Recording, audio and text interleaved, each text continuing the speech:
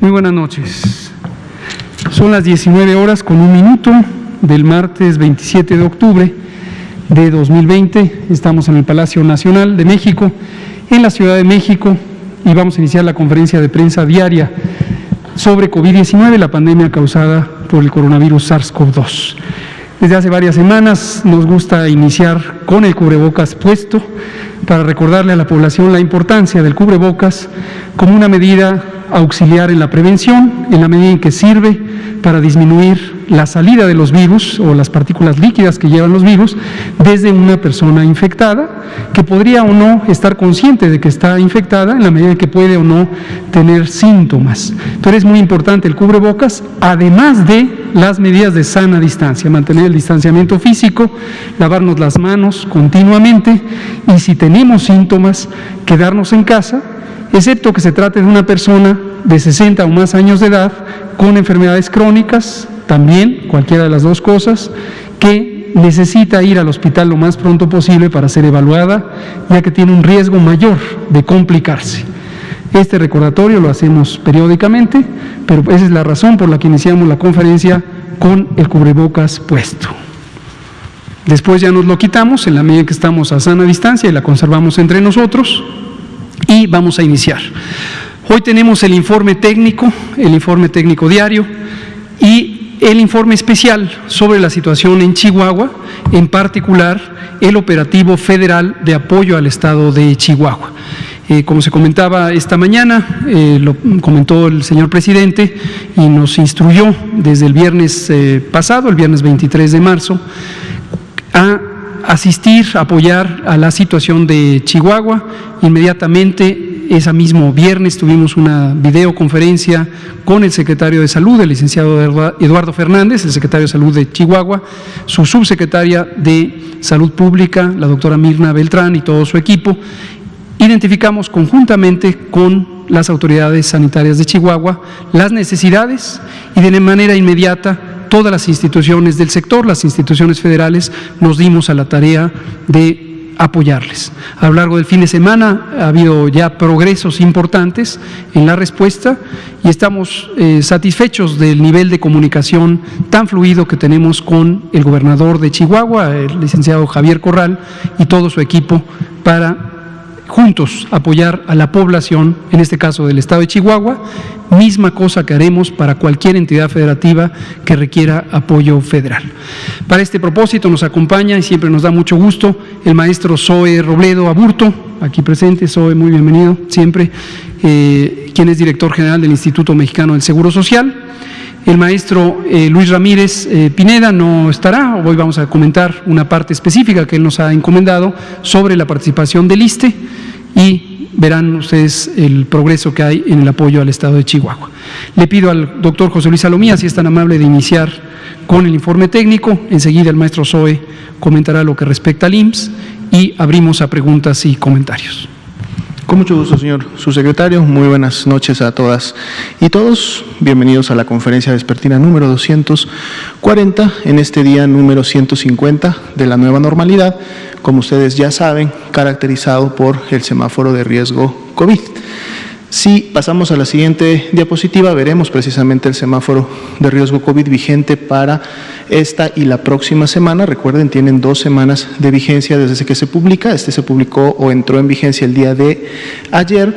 Y entonces es importante recordarle a la población que cada uno de los niveles de riesgo representados por los colores que vemos en el mapa, a su vez también representan acciones, actividades que pueden o no realizarse, o pueden realizarse pero con una disminución de aforo, con un número específico de controles y con toda una serie de regulaciones. Esto es importante para que entonces, si yo me identifico viviendo en el estado de Chiapas y veo que Chiapas está en amarillo, debo de estar atento para las recomendaciones que Chiapas y sus gobiernos municipales van a emitir para este tipo de riesgo.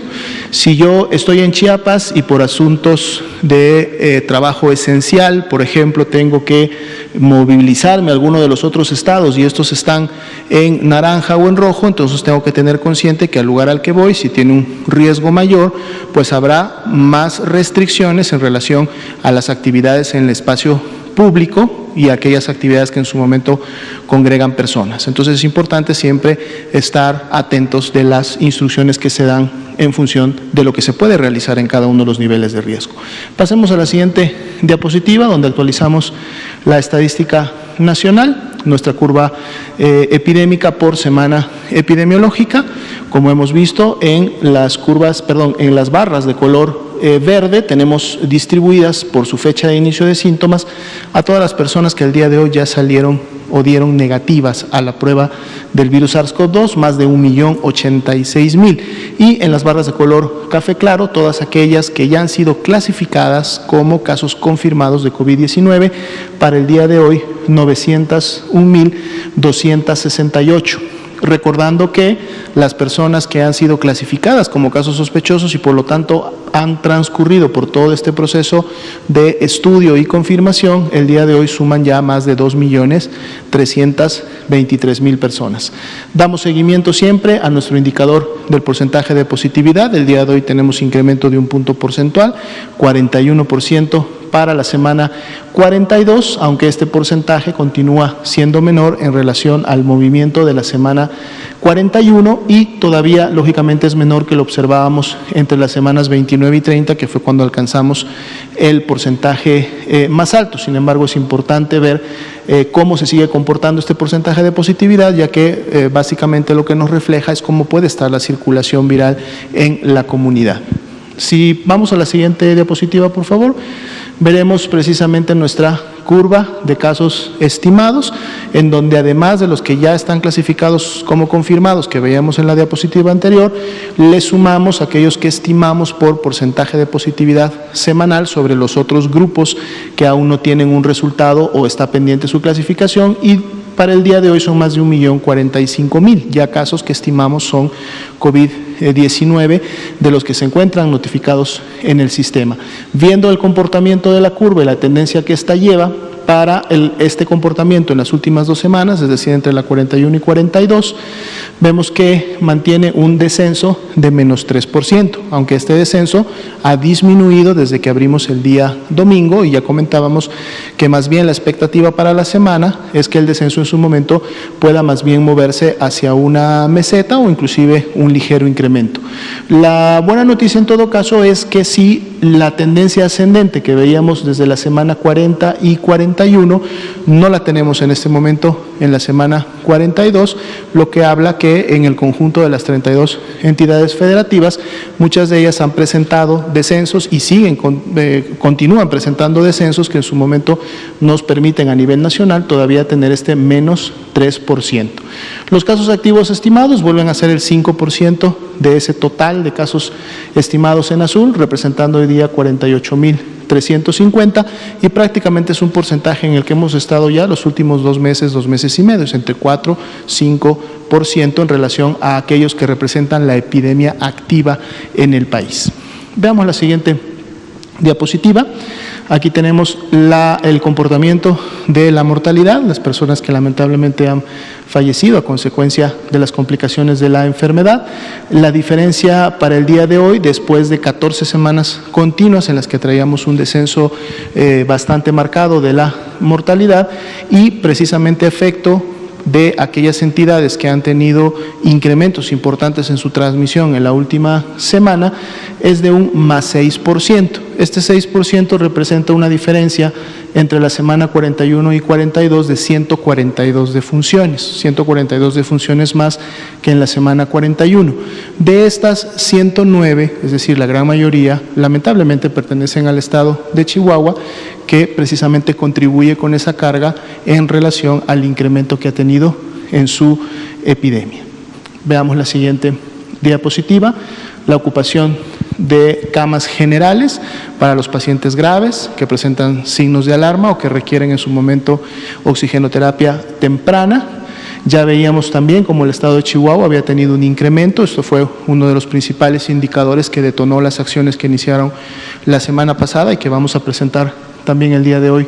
A continuación, 75% la ocupación para Chihuahua el día de hoy, seguido de estados que también están por encima del 50%, como son Durango, Nuevo León y Coahuila, y una Ciudad de México situándose en este 50%, tal y como ya lo ha estado comunicando la jefa de gobierno en los últimos días. Sin embargo, queda todavía una buena ventana de seguridad antes de llegar al 70%, que siempre hemos hablado es ese nivel mínimo que se debe siempre de poder mantener. Otras entidades federativas, la gran mayoría de ellas, con al menos un 60% todavía de disponibilidad de camas generales y todavía muchos más, como el caso de Campeche y Chiapas con 96 y 97.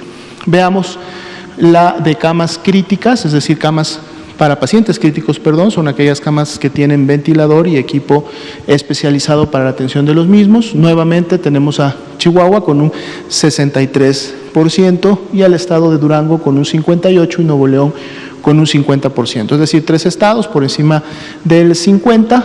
Después, todas las demás entidades menos de ese 50% de ocupación, disponibilidades tan altas como por encima del 80%, en prácticamente el 60% de las entidades en todo el país. La media nacional de ocupación de estas camas, 26% para el corte de ayer a la medianoche.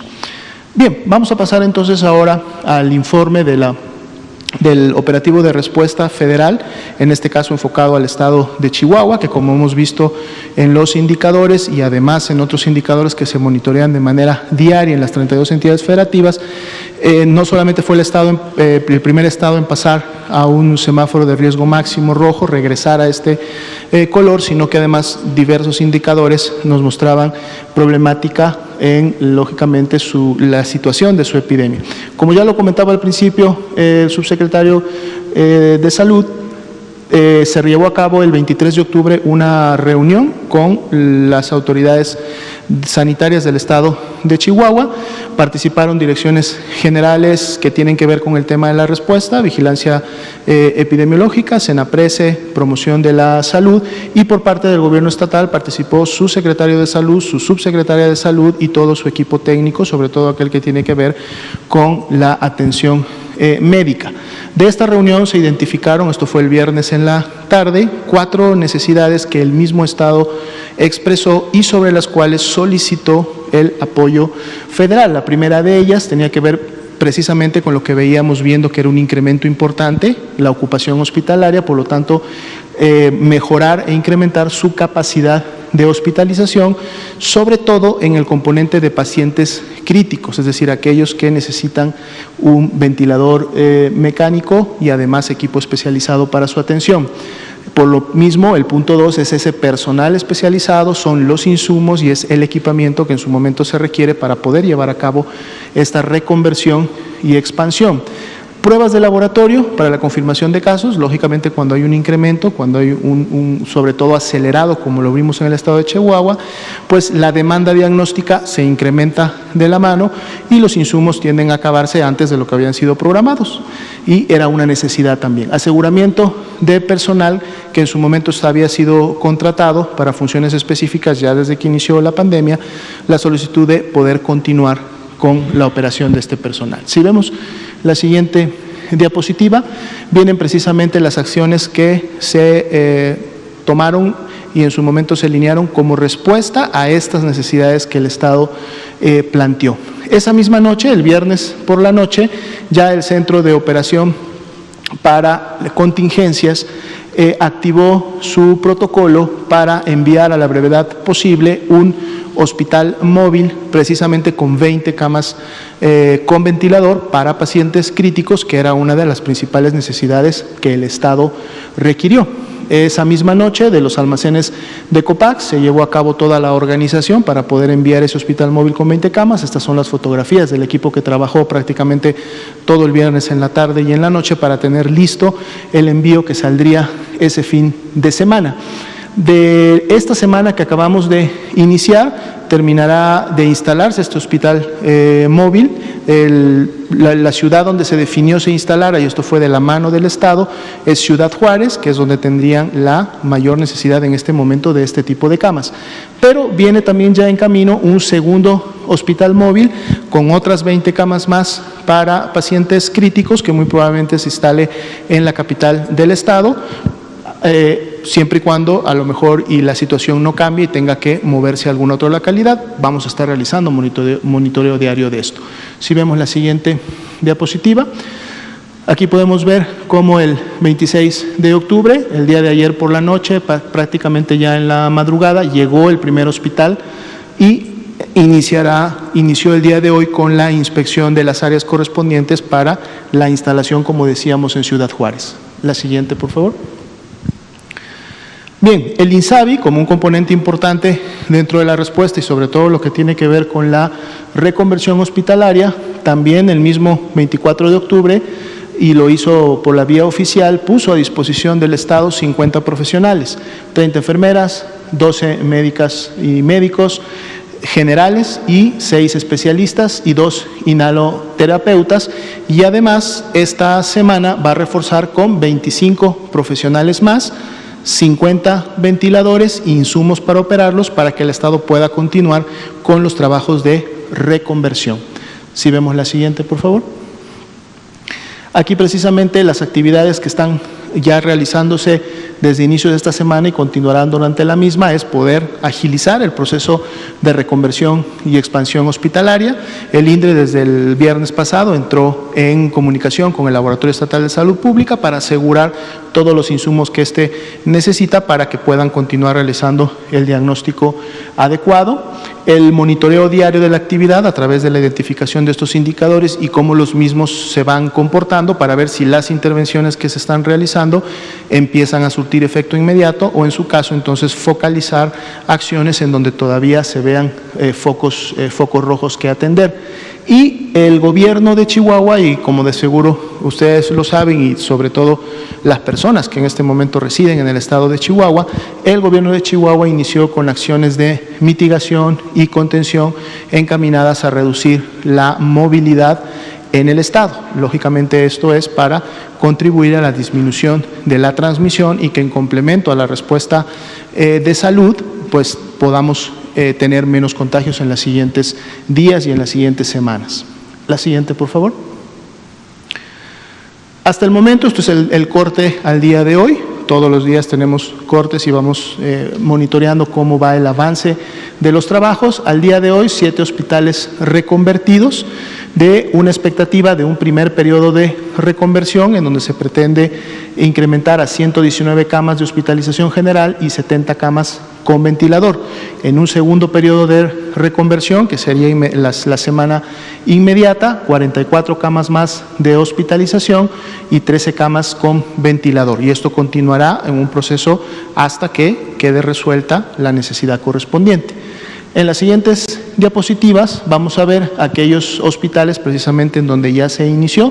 Tenemos al Hospital General de Juárez, donde ya se tienen camas disponibles producto de esta reconversión. La siguiente, por favor. Tenemos al Hospital Regional de Delicias. Aquí resaltamos precisamente nuestros ventiladores, decimos nuestros porque son de producción mexicana, son gracias a las capacidades de científicos y técnicos mexicanos que con el apoyo y la colaboración del CONACYT pudieron ponerse a disposición de las necesidades de la nación y en este caso las 32 entidades federativas.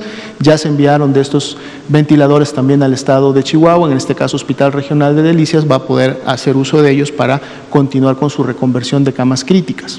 La siguiente, por favor. El Hospital General de Parral. La siguiente, por favor. El Hospital Central del Estado. La siguiente, por favor. Y a través de un convenio de colaboración que hay entre la Secretaría de Salud y el ISSSTE, también están llegando los trabajos de reconversión al Hospital del ISSSTE de Ciudad Delicias, para que pueda también incrementar su capacidad. La siguiente, por favor. Bien, otra intervención que se está realizando con el Estado es el que tiene que ver en el tema de la telementoría y la brigada de especialistas. Esto se ha presentado en ocasiones anteriores, la doctora Letze de la Torre coordina un grupo importante de especialistas desde el Hospital de Alta Especialidad de Nutrición aquí en la Ciudad de México, nuestro Instituto Nacional, en donde los principales especialistas en la materia ¿sí? realizan videoconferencias a través de las cuales, como una estrategia educativa virtual, interaccionan de manera directa, abierta, por eso las ventajas, son sesiones en vivo, con micrófonos abiertos, pueden manejar casos complejos, el acceso lógicamente es gratuito y son sesiones orientadas hacia los estados, interactúan con los especialistas o médicos generales que están en las diferentes unidades, en las diferentes entidades federativas, y entonces contribuyen a capacitarlos, pero también en tiempo real a poder resolver dudas, o lo que dentro del ambiente médico serían interconsultas a especialidad, para poder generar una mejor atención, incrementar la calidad de la atención médica en unidades en donde a lo mejor no está disponible en un momento determinado alguien de una alta especialidad o de una subespecialidad.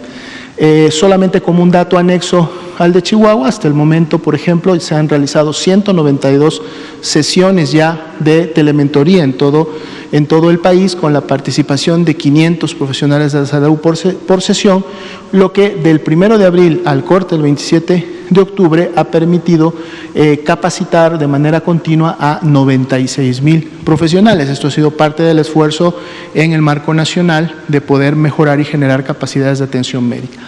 En la siguiente vemos que esta estrategia de telementoría se va a aplicar en el estado de Chihuahua, de la mano y con la colaboración del INSABI.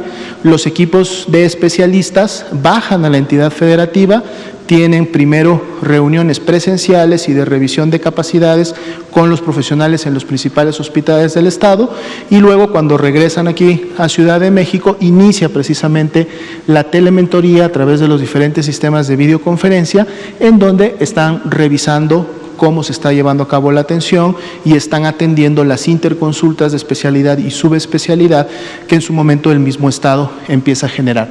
Con esto, lógicamente, buscamos que haya un mejor resultado en la atención y, por lo tanto, en la recuperación de las personas que tienen COVID-19.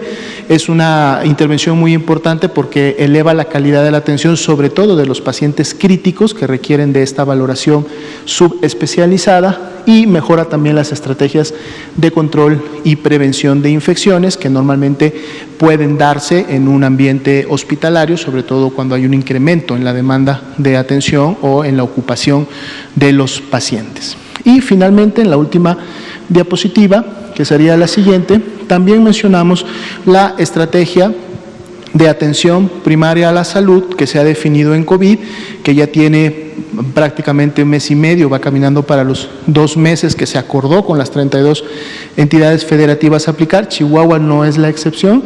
Chihuahua, de hecho, esta es una diapositiva que nos compartió el estado de Chihuahua de las actividades que ellos habían estado ya realizando en el marco de APS COVID, atención primaria a la salud, en donde, como vemos, los objetivos principales son poder acercar la atención médica a la comunidad, por lo tanto, detectar de manera más oportuna la presencia de personas con factores de riesgo que pudieran estar teniendo signos y síntomas compatibles con la enfermedad, y asegurarles el acceso a una unidad de atención médica del segundo nivel, donde puedan recibir de manera oportuna la atención necesaria para evitar sus complicaciones. Y este programa, lógicamente, continuará desarrollándose, sobre todo más ahora cuando se tiene la necesidad de contribuir de manera oportuna a detectar casos, darle seguimientos, limitar y romper las cadenas de transmisión, pero sobre todo asegurar la atención médica especializada lo antes posible en aquellas personas que así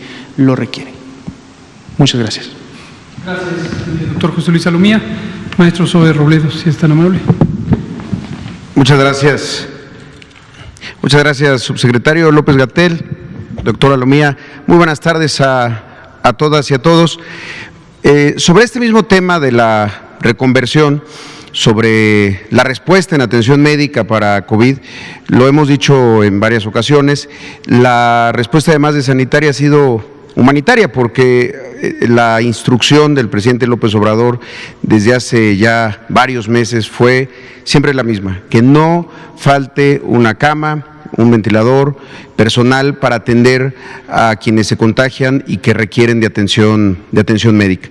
Y déjenme iniciar antes con un comercial, pero que tiene mucho que ver con esto. Si me pasan la primera, el sábado justamente estuvimos en Ciudad Acuña, en Coahuila, en la 111 Asamblea General del Seguro Social. Nos acompañó, la presidió el presidente López Obrador, pero fue una asamblea por obvias razones muy diferente, entre otras cosas porque fue en un hospital que es, o dejó de ser hasta el sábado, un emblema pues del abandono del sistema de salud. Este hospital de Acuña, para todos los que sean de allá o de Coahuila, sabrán su historia. Empezó a prepararse, a planearse desde 2008 aproximadamente. En 2016 empezó la construcción, en 2017 se detuvo.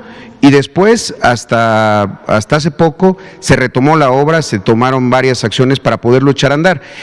Este hospital, que va a atender a gran parte de la zona norte de Coahuila, está ahí ya pegado a la frontera, a Piedras Negras, Musquis, Allende y demás, ya atendió COVID.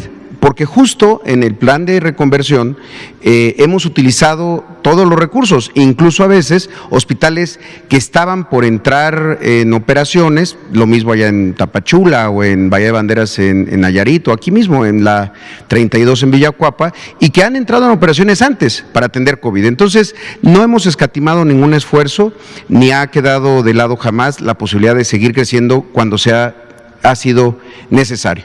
Ahora, después de esto fue el sábado, ese mismo día, si pueden pasar a la siguiente, como lo acaba de señalar el doctor López Gatell, tenemos esta instrucción. Yo me trasladé a Ciudad Juárez para hablar con toda la parte directiva de los hospitales que han estado atendiendo COVID los últimos meses, particularmente en Juárez.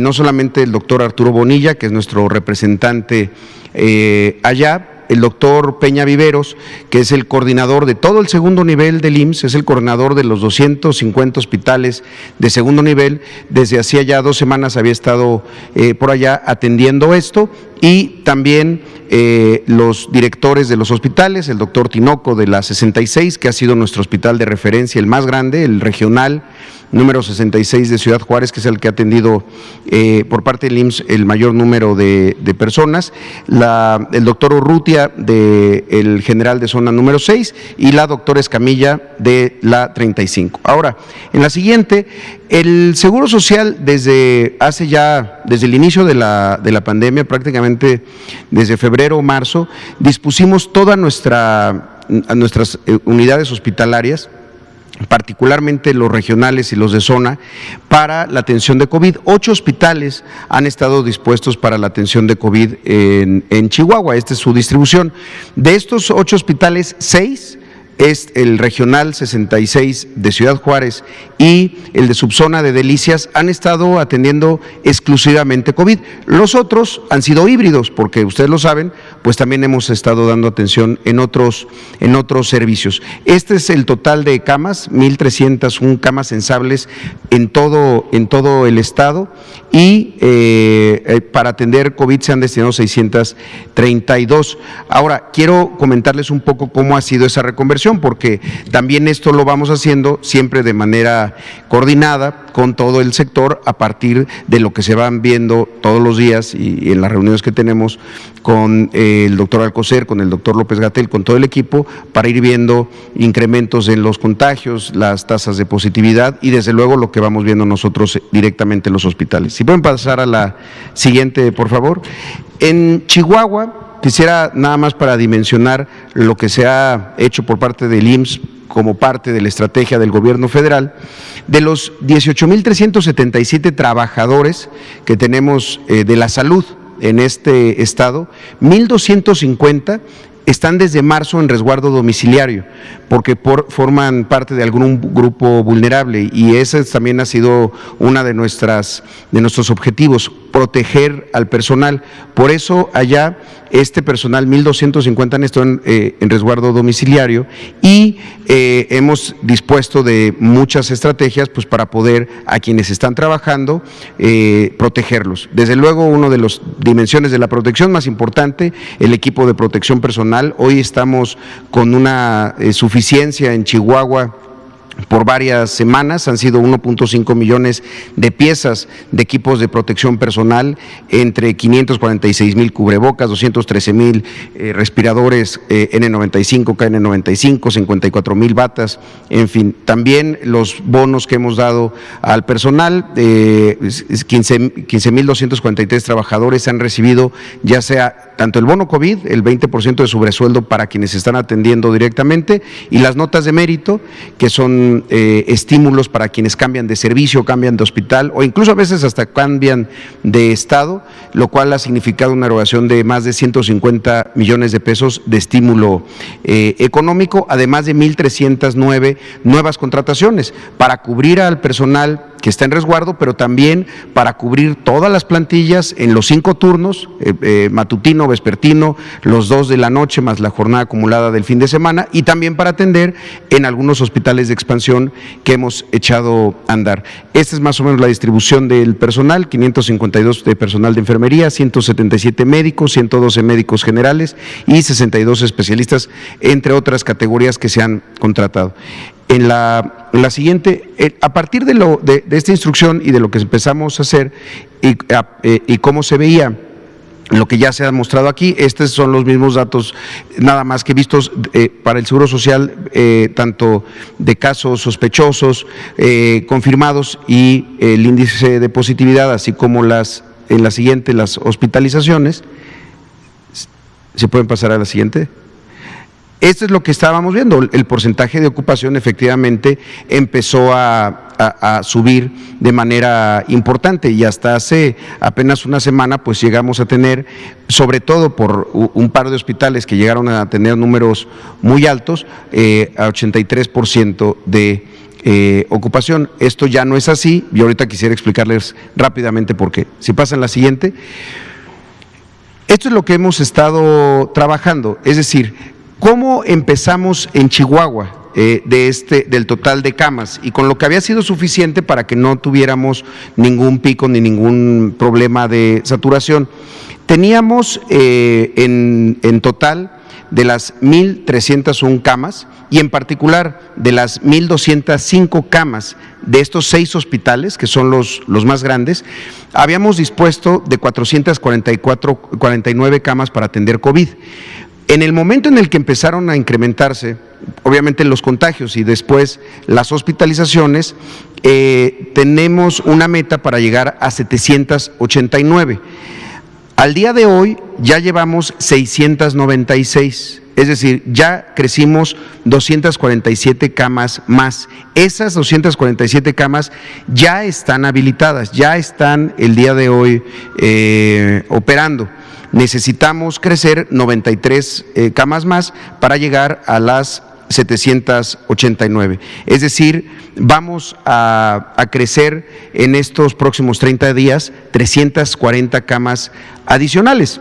Esto es un incremento del 75%.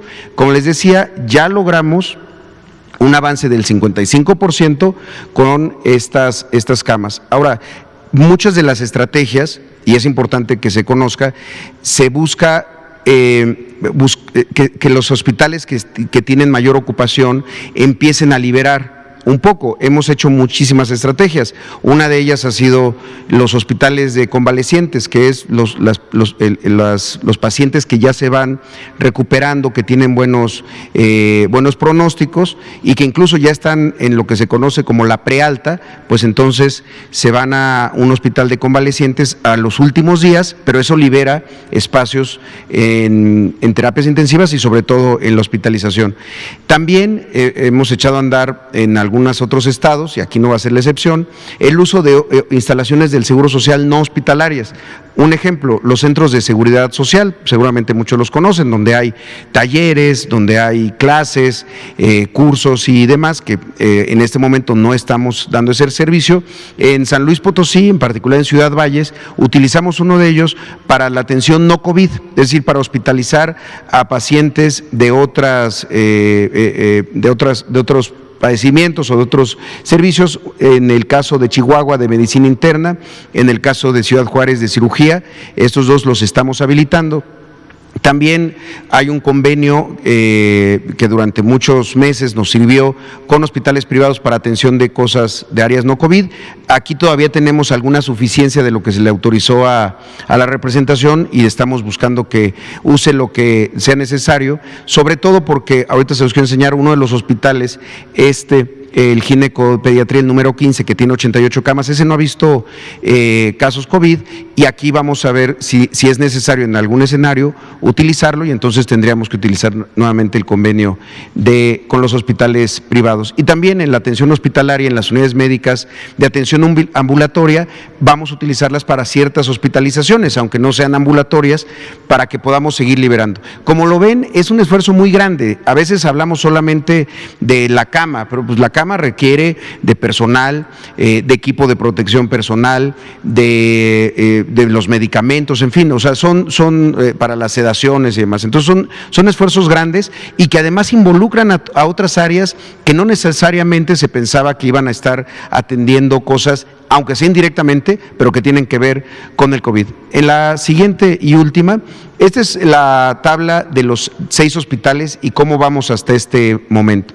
Entonces, como les comentaba, en las camas sensibles totales del Hospital Regional número 1 de Chihuahua, estas 293, habíamos estado utilizando 119 camas. Al día de hoy ya tenemos 196. En ese ya crecimos 76 camas más.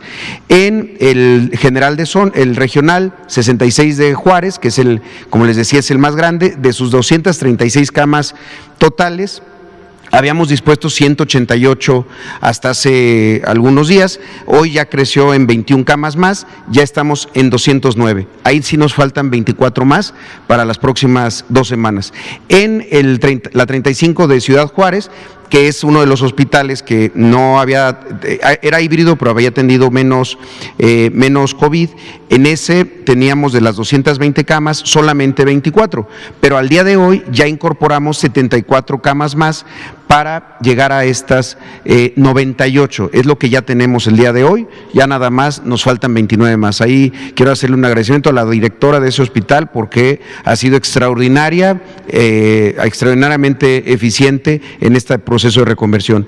Y en el 6 también de Ciudad Juárez, de sus 222 camas totales, estábamos utilizando 110 para COVID y ahora, vamos a llegar a 110, teníamos solamente 46 ahí, ahora vamos a llegar a 110, es decir, ya incrementamos ahí 64 camas adicionales y ya nada más, ya no nos falta nada, ya estamos en las 110, pero sí quería decirles, pasamos de 46 a estas 110 con 64 camas adicionales. El de Delicias también, 128 camas tiene el hospital, habíamos estado utilizando 35, sumamos 5 más para llegar a estas 40, aún nos faltan 11, y en el de Cuauhtémoc, de las 68 camas totales que tiene, estábamos utilizando 22, incrementamos 6 más y creemos que con eso vamos a tener.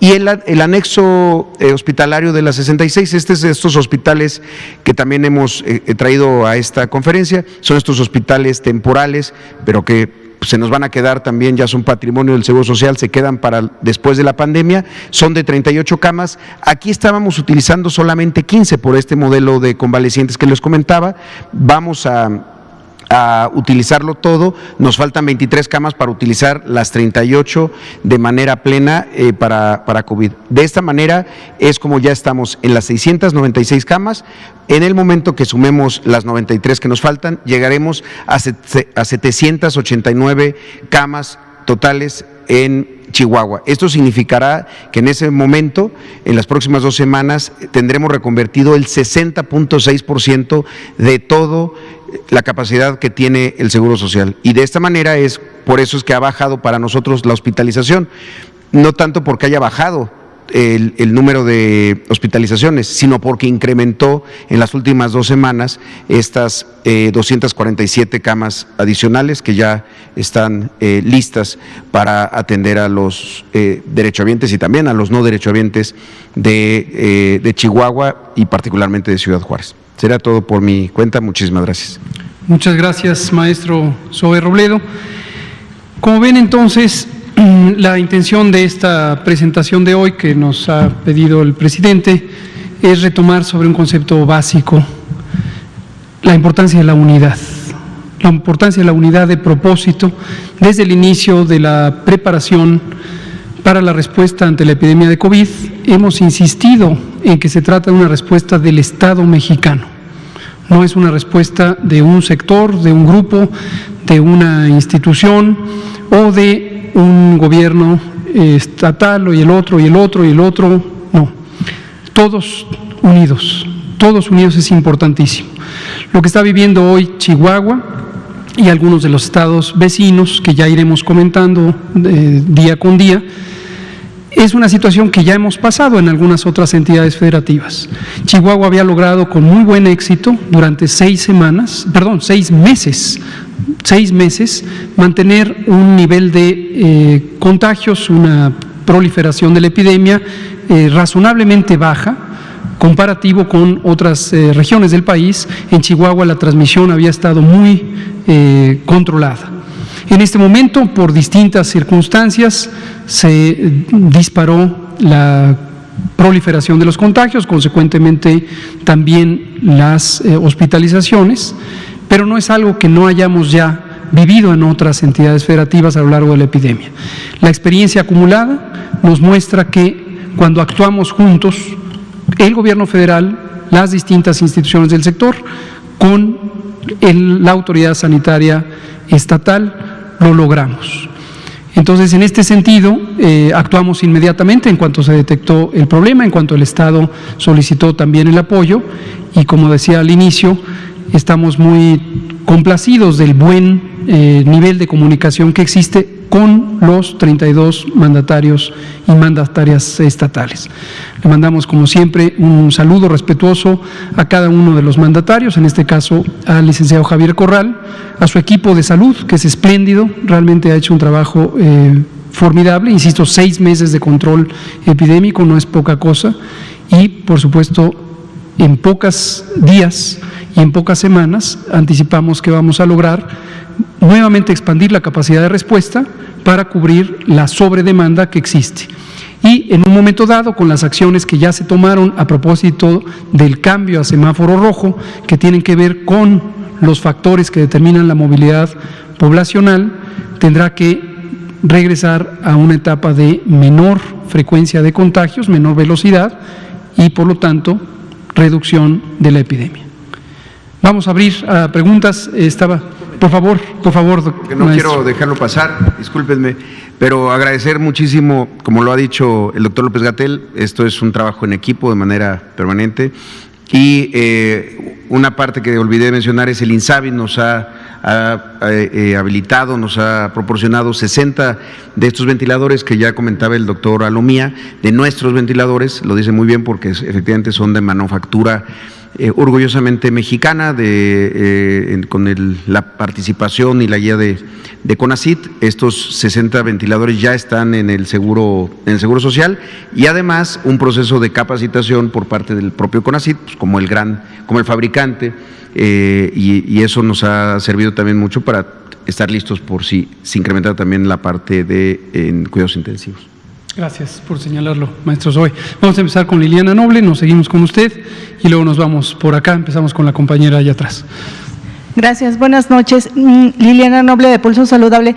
Doctor Gatell, quisiera saber si una persona que ya tuvo COVID y si no está dentro del grupo de riesgo, ¿debería vacunarse para la influenza, o sea, un niño o un adulto sin tener alguna enfermedad de base?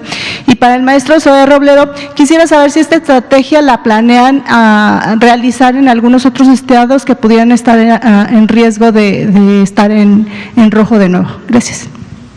Muchas gracias por la pregunta. Esta pregunta seguro se la han hecho varias de las ciudadanas y ciudadanos. ¿Qué pasa si tuve COVID, pertenezco a los grupos de riesgo, pensemos primero en este escenario, y estoy en la oportunidad de vacunarme contra la influenza?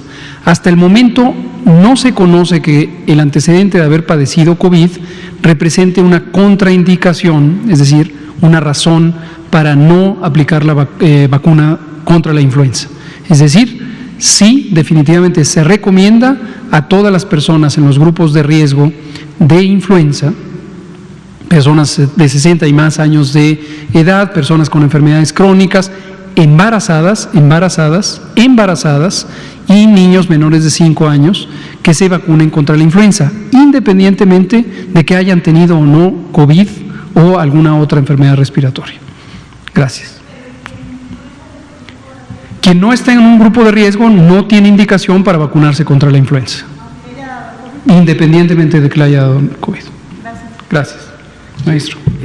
Y sí, la respuesta es sí, sí estamos haciendo análisis en todos los estados en donde haya subido un poco más del 50% y a partir de eso nos movilizamos. De hecho, hace ya 2 semanas y la semana anterior, el miércoles, hicieron nuevamente una visita 3 médicos muy destacados del cuerpo médico del Seguro Social, el doctor Peña Viveros, que estuvo en Chihuahua, el doctor Arismendi, el doctor Juan Manuel Lira, y el doctor Cervantes. Estuvieron también en Nuevo León, en Durango, en Querétaro y próximamente también van a estar en Zacatecas. Y con todo gusto, en una otra oportunidad podemos traer cómo es el plan en cada uno de estos estados. Gracias, maestro Zoe. Por favor. Gracias, doctor Gatell, funcionarios, el público que se escucha. Doctor, le voy a hacer 3 cuestionamientos. Una es, ustedes viajan en avión y también la gente que ha tenido la oportunidad de viajar en avión. En los mostradores, obviamente, se guarda la sana distancia para registrarnos y demás. Sin embargo, cuando se aborda el avión, pues yo no veo ninguna sana distancia. ¿Quién está vigilando a las líneas aéreas? Le digo por qué, porque en días recientes yo iba a viajar a la ciudad de Nueva York por el programa de Marco Migrante para tener contacto con los migrantes. Sin embargo, la línea Delta Airlines pidió la prueba de COVID, pero además me estaba pidiendo confinarme 14 días en casa, allá en Nueva York, o en un hotel. Entonces, quisiera saber qué está haciendo el gobierno mexicano, sobre todo las autoridades sanitarias. ¿Quién está vigilando esas líneas aéreas? Porque en los cines hay una hilera que se ocupa, en la siguiente está vacía y aún así hay una distancia considerable para no contagiarse entre COVID. Usted ha dicho que el cubrebocas pues no es confiable como para evitar que se contagie uno. Entonces, ese es el primer planteamiento. Muchas gracias. Aprovecho que dice que dije lo que no dije para aclararlo. Yo no he dicho que el cubrebocas no sea confiable. Lo que he especificado innumerables ocasiones desde marzo es para qué sí sirve el cubrebocas y para qué debemos tener claridad que no sirve el cubrebocas. El cubrebocas es una barrera física para evitar que salgan las partículas líquidas, gotas, gotículas y aerosoles de la vía respiratoria, nariz y boca, de una persona que esté enferma y pueda con ello propagar los virus. Hasta ahí, bien, el cubrebocas ayuda a que no se contagie a los demás. Punto y aparte, si creemos que el cubrebocas es una barrera para protegerme a mí mismo porque lo estoy portando, no. Esa es una falsa expectativa y estamos obligados a dejarle en claro a la población que no se confíe de que porque trae cubrebocas va a estar protegido. Entonces, no digo que no sirva, lo que digo es sirve para lo que sirve y no sirve para lo que desafortunadamente no sirve. Y la razón por la que lo aclaramos es porque es natural que la expectativa, quizá convencional, de las personas es la autoprotección. Generalmente pensamos de manera más egoísta y quizá, tristemente, hay una menor propensión al altruismo. Y entonces uno piensa que uno se protege a sí mismo y se le ocurre que con esto está protegido. No. Pero gracias, porque cada uno de los que lo usemos le ayudamos a todos los demás. Sobre su pregunta de los aviones, me parece muy legítima. Hace unos pocos días me la hizo una familiar, exactamente en los mismos términos, y creo que es una pregunta muy adecuada que todo el mundo tiene que tener claro. Al interior de una aeronave no es factible guardar condiciones de sana distancia. ¿Por qué razón? Porque el propio fuselaje de la aeronave, la cabina, es muy pequeño, igual que puede ser un autobús o el metro o el metrobús. Entonces, hay muy poco espacio. Y a menos que se dispusiera un distanciamiento muy amplio, tendría sentido intentar restringir la cantidad de lugares ocupados.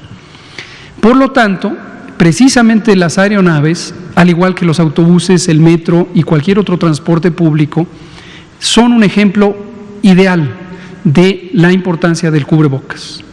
En general es útil, ya dijimos, como una barrera para evitar solidariamente contagiar a otros, pero con mayor razón en los lugares donde no es factible tener la sana distancia. Ahora, hay un elemento, y por lo tanto hay que utilizar el cubrebocas todo el tiempo durante el tránsito en la aeronave. Por cierto, hay un periodo en donde le dan uno agua, es muy importante beber agua, y necesariamente se tiene uno que quitar el cubrebocas. Esto lo digo por ya hubo un episodio en donde esto no fue entendido por algún periodista y causó confusión innecesariamente. Lo segundo que debe saber el público es que en la aeronave hay un recambio continuo del aire. Esto es convencional en todas las aeronaves y existe un recambio en términos promedio de que cada 2 minutos se reemplaza por completo el volumen de aire presente en la cabina y al reemplazarse sale de la aeronave, se filtra, no regresa y en cambio entra aire también filtrado que está limpio de cualquier virus o agente patógeno. Entonces, en ese sentido, esto reduce muy sustancialmente la probabilidad de contagio dentro de la aeronave. Hay estudios que se han hecho respecto a otras enfermedades infecciosas muy parecidas a COVID, como la influenza, y se encuentra que el riesgo de contagio al interior de la aeronave durante el tránsito es muy sustancialmente menor a lo que uno podría suponer. Vamos a conseguir un par de artículos y presentamos el dato preciso para tranquilidad de la población. Ahora, finalmente, durante el abordaje y el descenso, es conveniente mantener las medidas de sana distancia convencionales que la Secretaría de Salud ha establecido para los distintos espacios de uso público y ahí sí puede haber un riesgo importante de contagio si no se cuida la sana distancia. Entonces, ese es el sitio quizá durante todo el proceso de viaje en aeroplano donde pudiera estar el riesgo más importante. Por favor. Perdón por no presentarme, Marco Antonio Olvera, de la revista Énfasis y del canal de YouTube Marco Olvera Oficial. Yo quisiera saber si la Secretaría de Salud tiene una vigilancia con respecto a los hospitales de los diferentes estados de la República, con respecto a la entrega de cadáveres de las personas que murieron por COVID. Se lo digo porque en algunos estados están entregando los cuerpos de personas que fallecieron por COVID. Ese no es el drama es que les hacen actos funerarios, que es muy respetado, porque obviamente nuestras tradiciones son milenarias con respecto a la muerte. Pero ese es un grado de infección abismal. Claro. ¿Quién está regulando la entrega de los cuerpos de personas que fallecieron por COVID en algunos estados de la República? Le voy a poner un ejemplo, Hidalgo. ¿Quién lo está regulando? Porque usted lo sabe, es tener un cuerpo que haya, una persona que haya fallecido por COVID, pues es un alto riesgo para los que están ahí. Y le hago otro cuestionamiento. Muchas gracias. También me parece un comentario muy importante que permite identificar un potencial riesgo para la población. Desde 1997, la Secretaría de Salud, lo que antes llamábamos la Secretaría de Salud, hoy son 33 Secretarías de Salud. La Secretaría de Salud Federal, que tiene atribuciones específicas, mayormente de carácter normativo y menos atribuciones operativas, y 32 Secretarías Estatales de Salud. Cada uno de los gobiernos estatales es una autoridad sanitaria. Está reconocida por la Ley General de Salud como una autoridad sanitaria, junto con el presidente de la República, el secretario de Salud y el Consejo de Salubridad General.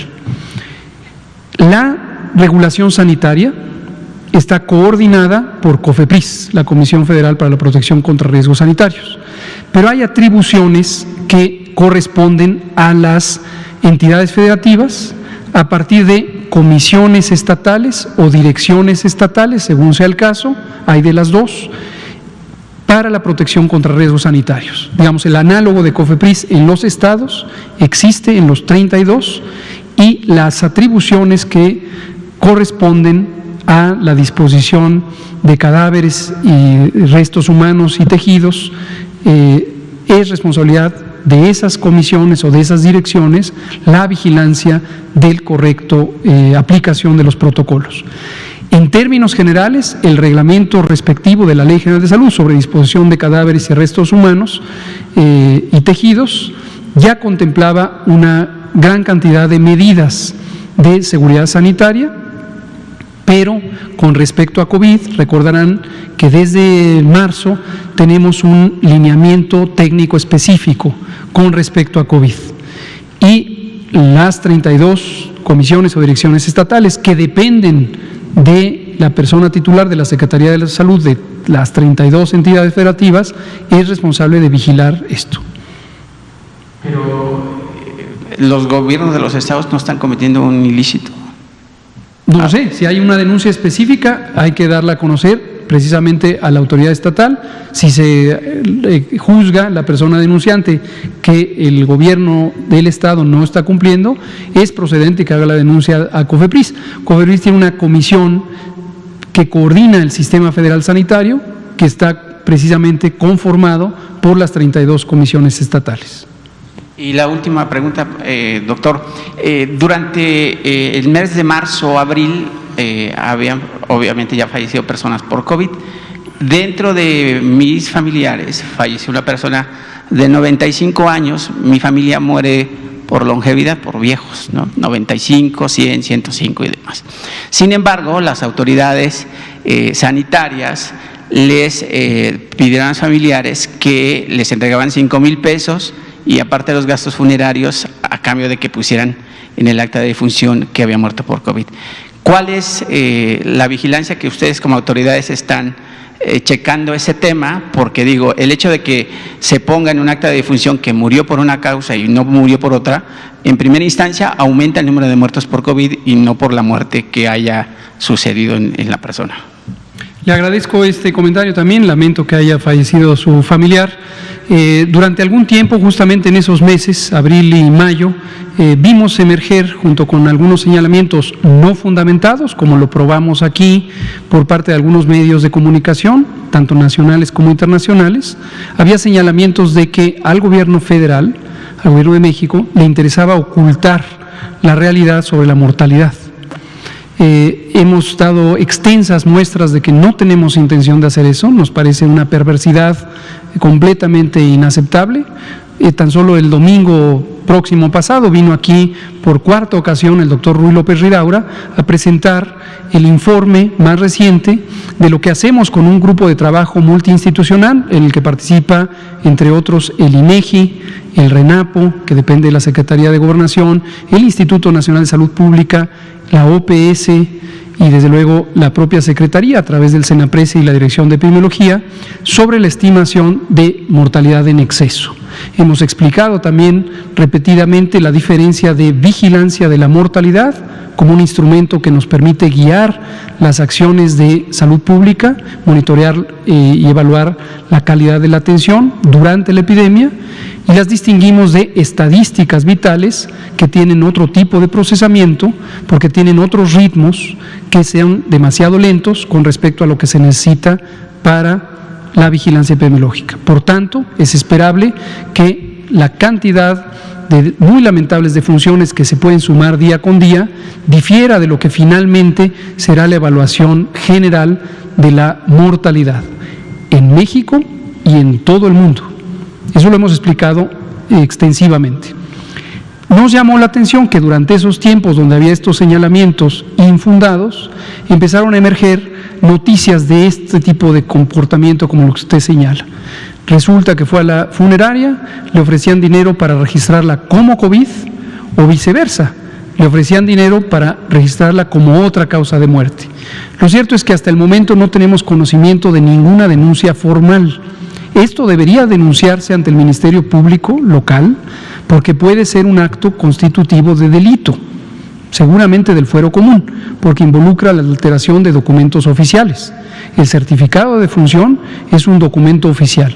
La persona certificante adquiere una responsabilidad legal de certificar la muerte y si lo hace con dolo, es decir, con intención de alterar el certificado y por lo tanto en su momento el acta de muerte, podría estar cometiendo un delito.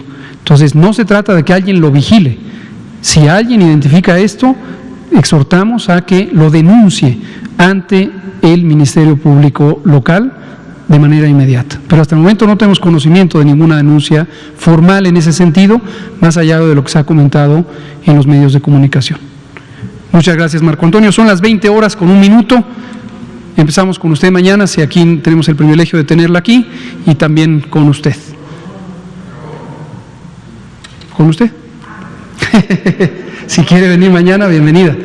Muchas gracias. Sigamos atentos, la epidemia continúa. Habíamos acumulado 11 semanas, 12 de hecho, de descenso en el número de casos. Tenemos ahorita en 8 entidades de la República un aumento diario en el número de casos. Ya les hemos dicho cuáles son. Las medidas de precaución general son las mismas y hoy vuelvo a empezar con el cubrebocas como un auxiliar para prevenir la propagación de los virus. No sirve para protegernos, pero sirve para ayudar a los demás para protegerse. Por favor, utilícenlo. Muchas gracias.